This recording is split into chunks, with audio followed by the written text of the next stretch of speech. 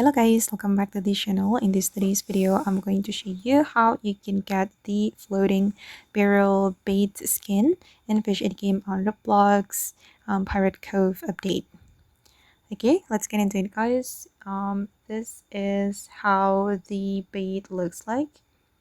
Wait, I'm going to go to the bait, and then this is the floating barrel looks like, and I'm going to equip the skin. Okay, and if you want to get this bait, you need to go to the limited time shop, limited event shop right here, and you can buy this bait using the doubloons. Okay, I've already owned this floating barrel bait, and it cost 5,000 doubloons. And to earn the doubloons, you can finish the pirate event quest, or you can get it from the Pirate Cove chest.